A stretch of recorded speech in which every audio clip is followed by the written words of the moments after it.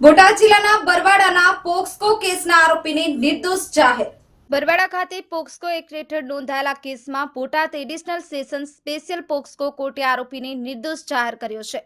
ફરિયાદ મુજબ 2019માં સગીર ભોગ બનનાર રિચાર્જ માટે આરોપીની દુકાને ગયો હતો, જ્યાં શટર બંધ કરી આરોપી દ્વારા સૃષ્ટિ વિરુદ્ધ કૃત્ય આચર્યાનું હોવાનો આરોપ મુકાયો હતો. બરવાડા ખાતે પોક્સકો એક્ટ હેઠળ નોંધાયેલા કેસમાં બોટાદ એડિશનલ સેશન સ્પેશિયલ પોક્સકો કોર્ટે આરોપીને નિર્દોષ જાહેર કર્યો છે.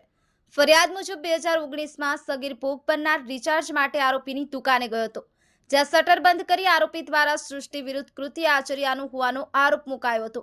પોલીસે આઈપીસી 323, 377, 506(2) અને પોક્સકો એક્ટની કલમ 4 અને 8 હેઠળ ગુનો નોંધી આરોપીની ધરપકડ કરી હતી. કોર્ટમાં કેસની સુનાવણી દરમિયાન બચાવ પક્ષના વકીલે અર્જુનદેવ ઝાલાનીએ અસરકારક દલીલો સાથે પુરાવાના અભાવની નિશાની કરી. ન્યાયાધીશ જયેશભાઈ પ્રજાપતિએ શંકાનો લાભ આપી અને આરોપીને નિર્દોષ જાહેર કર્યો. ન્યૂઝ9 ગુજરાતી, બોટાદ. અર્જુનદેવ ઝાલા 26 જાન્યુઆરી 2019નો બનાવ થયેલો અને સૃષ્ટિ વિરુદ્ધનું કૃત્ય આ કામના આરોપીએ ભોગ બનનાર બાળક જેની ઉંમર 13 વર્ષ હતી બનાવ સમયે, એવો આક્ષેપ હતો આરોપી વિરુદ્ધ કે આરોપીની દુકાને આ બાળક મોબાઈલ રિચાર્જ કરવાના બહાને જ્યારે આવેલો હોય ત્યારે આ આરોપીએ શટર બંધ કરી અને તેની સાથે બળજબરીપૂર્વક સૃષ્ટિ વિરુદ્ધનું કૃત્ય કરેલું હોય તેવો આક્ષેપ 26 જાન્યુઆરી 2019ના રોજ બરવાડા પોલીસ સ્ટેશનમાં નોંધાયેલ, જેમાં 377 આઈપીસી અને તેની સાથે પોક્સો એક્ટની કલમો લાગેલી અને આમાં પોલીસે તપાસ કર્યા બાદ ચાર્જશીટ દાખલ કરેલ બોટાદ નામદાર એડિશનલ ડિસ્ટ્રિક્ટ જજ સ્પેશિયલ કોર્ટ પોક્સો સમક્ષ, અને તે કેસ ચાલી જતા આ ચુકાદો આવેલ છે. અને આમાં ફરિયાદી પક્ષે 17 સાક્ષી તપાસેલ છે.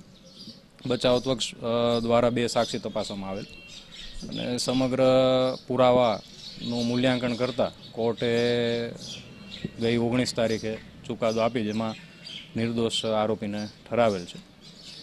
અને કોર્ટે એવું મૂલ્યાંકન કરેલ છે આમાં કે જ્યારે ભોગ બનનાર એક બાળક હતો અને કોર્ટને ઉલટ તપાસમાં આવેલ હકીકતોથી એવું જણાઈ આવેલ કે બાળકને કોર્ટમાં લાવ્યા પહેલાં તેને શીખવાડવામાં આવેલું હોય, તેને ટ્યુટર કરવામાં આવેલું હોય, એવા સંજોગોમાં આ બાળકને 100% રિલાય ન કરવો અને અન્ય પુરાવાનો સપોર્ટ લેવો પડતો હોય છે. તો તેવામાં અન્ય પુરાવામાં મેડિકલ પુરાવા, પંચોના પુરાવા, આ બધા પુરાવા હતા, પણ એ પુરાવાથી 100% કોન્ફિડન્સ કોર્ટને ન દેખાણો, એટલે શંકા રહિત જ્યારે આરોપી વિરુદ્ધ કેસ સાબિત ન થતો હોય તો એમને શંકાનો લાભ આપી છોડી મૂકવામાં આવે છે.